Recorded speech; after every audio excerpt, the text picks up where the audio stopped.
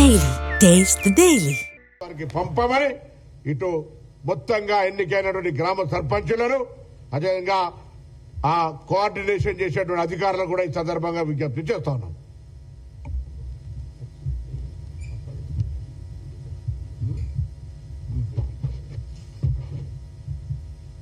అందరికి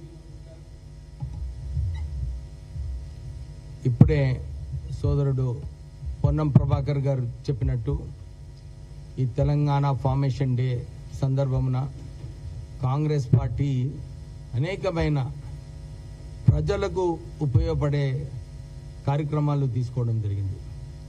నెహ్రూ గారి టైంలో ఆ రోజులలో ఆర్థిక పరిస్థితి చాలా ఇబ్బందికరంగా ఉండేది. కానీ నెహ్రూ గారు ఆ రోజులలో టెంపుల్స్ ఆఫ్ ఇండియా అంటే ఆ రోజులలో పబ్లిక్ సెక్టర్ని స్థాపించి లక్షలాది ఉద్యోగాలు కల్పించడం జరిగింది. దాని తర్వాత బాక్రా నంగల్ డ్యాము, నాగార్జున సాగర్ డ్యామ్ ఇలాంటి పెద్ద పెద్ద ప్రాజెక్ట్స్, ఇరిగేషన్ ప్రాజెక్ట్స్ ఈ దేశంలో స్థాపించిందంటే ఆ ఒక విజన్తోని ఆ రోజులలో జవహర్లాల్ నెహ్రూ గారు స్థాపించడం జరిగింది. తర్వాత ఇందిరాగాంధీ గారు వచ్చారు. వారు గరీబీ హటావో అని చెప్పి ఆ స్లోగన్ ప్రారంభించి బీద ప్రజలకు నిజంగా ఆ రోజులలో ఎస్సీస్కి అసైన్మెంట్ భూములు ఇవ్వడము, ఇందిరమ్మ ఇల్లులు కట్టించడము అవన్నీ కూడా కాంగ్రెస్ టైంలో ఇందిరాగాంధీ గారి నేతృత్వంలో జరగడం జరిగింది. తర్వాత రాజీవ్ గాంధీ గారు వచ్చారు. ఐటీ రెవల్యూషన్ ఏదైతే ఈ దేశం ఈ రోజులలో అడ్వాంటేజ్ వచ్చిందో ఇండియాకి అదంతా కూడా ఒక ముందు ఆలోచనతోని ఆ రోజులలో రాజీవ్ గాంధీ గారు ఇంట్రడ్యూస్ చేయడం జరిగింది. తర్వాత బీసీస్ ఎస్సీస్కి మహిళలకు వారికి కూడా ఒక చోటు కల్పించాలని చెప్పి పంచాయతీరాజ్ యాక్ట్ ఆ రోజులలో కాంగ్రెస్ ప్రభుత్వం తీసుకురావడం జరిగింది. మళ్ళీ దాని తర్వాత మన్మోహన్ సింగ్ గారు ఉన్నప్పుడు దేశ ఆర్థిక పరిస్థితి మంచి లేనప్పుడు ఆ రోజులలో ఎకనామిక్ రిఫార్మ్స్, ఈ రోజు ఈ దేశము 4th largest economy in the world అయిందంటే ఆ రోజులలో మన్మోహన్ సింగ్ గారు ఏదైతే కాంగ్రెస్ పార్టీ, పివి నరసింహారావు గారు వాళ్ళందరూ కూడా ఆలోచించి ఈ ఎకనామిక్ రిఫార్మ్స్ అది కాంగ్రెస్ పార్టీ చేయడం జరిగింది. ఈ రోజు త్వరలోనే మనము 4 ట్రిలియన్ ఎకానమీ అయ్యి 4వ స్థానంకి వచ్చినామంటే ఈ ఫౌండేషన్ కేవలం కాంగ్రెస్ పార్టీ వేసిందని చెప్పి మళ్ళొకసారి ప్రజలకు గుర్తు చేస్తున్నాము. ఆ రోజులలో ఈ ఎకనామిక్ రిఫార్మ్స్ వలన ప్రజలకు మారుమూరు ప్రాంతాలలో ఇబ్బంది పడుతుందని చెప్పి ఈ మహాత్మా గాంధీ మన్రేగా స్కీమ్ ఆ రోజులలో ఇంట్రడ్యూస్ చేయడం జరిగింది. దీని ద్వారా 100 రోజులు ఉపాధి. నిజంగా మారుమూరు గ్రామాలలో మనం ఈ రోజు వెళ్ళినప్పుడు అందరు కూడా ఇదే అంటారు, సార్ మేము ఈ రోజు కూలికి పోవాలి, తొందర మాతో ఏమైనా ఉంటే మాట్లాడి వెళ్ళమని. అంటే ఇంత చక్కటి కార్యక్రమం కాంగ్రెస్ పార్టీ ఏదైతే ప్రారంభించిందో మహాత్మా గాంధీ గారి పేరు మీద, ఎందుకంటే మహాత్మా గాంధీ గారు మన దేశ ఫాదర్ ఆఫ్ ద నేషన్, ఈ దేశం పితా మహాన్ భావనుడు. అంటే ఇలాంటి వ్యక్తి పేరు తీసేసి ఈ మహాత్మా గాంధీ మన్రేగా కార్యక్రమం ఏదైతే ప్రత్యేకంగా ఎస్సీ ఎస్టీ బీసీ వ్యక్తులకు ఉపయోగపడుతుందో ఈ కుట్రతోని ఈ మన్రేగా స్కీమ్ ని తొలగించడానికి ప్రయత్నం చేస్తుంది బీజేపీ ప్రభుత్వము. 90-10 రేషియో. ఒకవైపు ఏమో రాష్ట్రాలు, ప్రత్యేకంగా తెలంగాణ రాష్ట్రము 1 రూపాయి సెంట్రల్ బడ్జెట్ కి కాంట్రిబ్యూట్ చేస్తే కేంద్రం నుంచి కేవలం 20 పైసలు మనకు వాళ్ళు గ్రాంట్ ఇస్తున్నారు. ఆ తరుణంలో మన రెవెన్యూస్ ఏమో కేంద్రం తీసుకుంటుంది, మళ్ళీ మన్రేగా స్కీమ్ లో 40% స్టేట్ కాంట్రిబ్యూషన్ చేయాలని చెప్పి ఈ బిల్లో వారు ఈ అంశం పెట్టడం జరిగింది. అంటే 2 విధానాలుగా, ఒకవైపేమో 1 రూపాయి మనం కేంద్రానికి ట్యాక్సెస్ పన్ను కట్టినప్పుడు కేవలం మన రాష్ట్రానికి 20 పైసలు వస్తుంది, కానీ యూపీ రాష్ట్రానికి 1 రూపాయి పన్ను కడితే వాళ్ళకు 2 రూపాయలు మన బీజేపీ ప్రభుత్వం, అక్కడ బీజేపీ ప్రభుత్వం ఉన్నందుకు వారు అక్కడ కాంట్రిబ్యూట్ చేస్తున్నారు. అంటే ఈ అన్యాయం ఏదైతే రాష్ట్ర మన రాష్ట్రానికి తెలంగాణ రాష్ట్రానికి చేస్తున్నారో మరి దాంతో పాటు ఎఫ్ఆర్బిఎం పెట్టి ఎక్కువ నిధులు లోన్స్ తీసుకోకుండా రాష్ట్ర ప్రభుత్వం పైన ఒక గ్రిప్ కేంద్ర ప్రభుత్వం చేస్తూ మళ్ళీ 40% కాంట్రిబ్యూషన్ ఎట్లా చేస్తుంది అంటే కేవలము కేంద్ర ప్రభుత్వంకి ఈ మన్రేగా స్కీము ఏదైతే SC ST BC weaker sections కి పూర్ ఎవరైతే బీద ప్రజలు ఉన్నారో వారికి ఉపయోగపడుతుందో వాళ్ళని తొలగించడానికి ఈ 40% రాష్ట్రాలు కాంట్రిబ్యూట్ చేయమని చెప్పినారు. మేమందరం కూడా దీన్ని తీవ్రంగా ఖండిస్తున్నాము. రాష్ట్ర వ్యాప్తంగా మా టీపీసీసీ ప్రెసిడెంట్ గారు ఆదేశాల ప్రకారంగా 5 జనవరి నుంచి అన్ని గ్రామాలలో ఈ నిరసన తెలిపి కేంద్రం పైన ఒత్తిడి తీసుకొచ్చి ఇంతకు ముందు ఏదైతే మహాత్మా గాంధీ మన్రేగా కార్యక్రమం ఉండేనో అది కొనసాగాలి విత్ 90% సెంట్రల్ కాంట్రిబ్యూషన్ అని చెప్పి టీపీసీసీ ప్రెసిడెంట్ గారు ఆదేశాలు ఇవ్వడం జరిగింది. కాంగ్రెస్ పార్టీ కార్యకర్తలందరూ కూడా దీనిలో పాల్గొని ఈ సెంటర్ వ్యతిరేకంగా ఈ కార్యాచరణను విజయవంతం చేయాలని చెప్పి కోరుకుంటున్నాము. Thank you. सर आज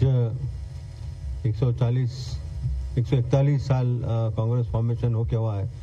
मैं पूरे लोग को जितने भी कांग्रेस के पार्टी वर्कर्स है कितने भी मेंबर्स है और जितने भी लोग हैं उनको पहले तो बहुत बहुत मुबारकबाद देता हूँ आज के दिन का. और आज के दिन एक दुखद बात ये भी है कि पीजेड साहब का भी उनका इंतकाल हुआ था आज और उनको भी हम श्रद्धांजलि पेश करते हैं. और मैं ये कहना चाहूंगा कि देखिए जब कांग्रेस पार्टी जब फॉर्म हुई मोतीलाल नेहरू साहब जवाहरलाल नेहरू साहब के जो फादर थे वो काफी एकदम रईस आदमी थे और बहुत एकदम पैसे वाले आदमी थे और बड़े लॉयर थे. बट उनको क्या जरूरत थी कि कांग्रेस पार्टी स्टार्ट करने की और जो अपने इंडिपेंडेंस की जो लड़ाई हो रही थी उस टाइम पे लड़ाई में आने की. जितना जवाहरलाल नेहरू साहब ने जेल में जितना दिन कटाए आज की गवर्नमेंट उतना उसमें पावर में नहीं है. क्योंकि जो आज हर आदमी जो बीजेपी के लोग होते हैं वो लोग खाली जवाहरलाल नेहरू साहब के ऊपर ही पुकारते हैं. बट अगर जो उस टाइम पे जो डेवलपमेंट जो किया है जवाहरलाल नेहरू साहब ने जब प्राइम मिनिस्टर थे तो मेरे को काबिल तारीफ है. अगर वो आज रहते तो आज कहीं कंट्री अलग दूसरी जगह होती थी. क्योंकि आज ज्यादा उस टाइम पे तो जब भी हमको इंडिपेंडेंस मिला था उस टाइम उतने फंड्स भी ज्यादा उतना नहीं थे. उसके बावजूद में उनका जो विजन था उन्होंने जो विजन लेके जो काम किया है उसके बाद में इंदिरा गांधी मैडम आए उसके बाद में जैसा विवेक साहब ने भी कहा और पूनम साहब ने भी कहा उन लोग भी आए तो उन्होंने हर प्राइम मिनिस्टर एक अपना एक अलग तरीके से काम किया है. और हर जब भी वो प्राइम मिनिस्टर बने कोई ना कोई नई स्कीम लाए और पब्लिक को फायदा किया. क्योंकि कांग्रेस पार्टी सेक्युलर पार्टी है. देखिए यहाँ पे हिंदू मुस्लिम सिख ईसाई के बारे में कुछ ऐसा वो है ही नहीं. क्योंकि एक सेक्युलर पार्टी है. हर पार्टी ज्यादातर गरीब लोगों के साथ ये पार्टी है. क्योंकि अगर आप देखेंगे जैसा विवेक साहब ने कहा इंदिरा गांधी मैडम आए तो उन्होंने गरीबी हटाओ का नारा दिए. लाल बहादुर शास्त्री जब थे वो भी बहुत बड़े प्राइम मिनिस्टर उन्होंने जय जवान जय किसान का नारा उन्होंने दिया था. और उसके बाद में जब राजीव जी आए तो उसके बाद में तो एकदम अलग ही पार्टी है. हर पार्टी ज्यादातर गरीब लोगों का डेवलपमेंट हुआ इतना आगे बढ़ गया. फिर मनमोहन सिंह साहब है तो वहाँ पे ज्यादातर रिफॉर्म था. जो मनरेगा का जो इतनी अच्छी स्कीम थी वहाँ जाके उस स्कीम को बिल्कुल बीजेपी जीरो करना चाहती है. जहाँ पे भी मुझे ऐसा लगता है कि जहाँ पे भी गांधी का नाम आता है तो उनको अच्छा नहीं लगता है. इसी वजह से शायद मेरे ख्याल में जहाँ पे गांधी आता है वो गांधी का नाम ही चेंज करते हैं. शायद वो मेरे ख्याल में उनको गांधी के नाम से पता नहीं क्या है. बट लेकिन गांधी नहीं, गांधी जो काम है महात्मा गांधी जी इतने बड़े आदमी थे, इतने बड़े फादर ऑफ नेशन थे. अगर आप देखेंगे तो उनका मैं जहाँ तक के मेरा सोच है कि 80 to 84 कंट्रीज में उनका स्टैचू है. शायद कोई भी वर्ल्ड के लीडर का इतना नहीं होगा. क्योंकि हर कंट्री उनको मानती थी और हम इंडिया भी उनको फादर ऑफ नेशन करते.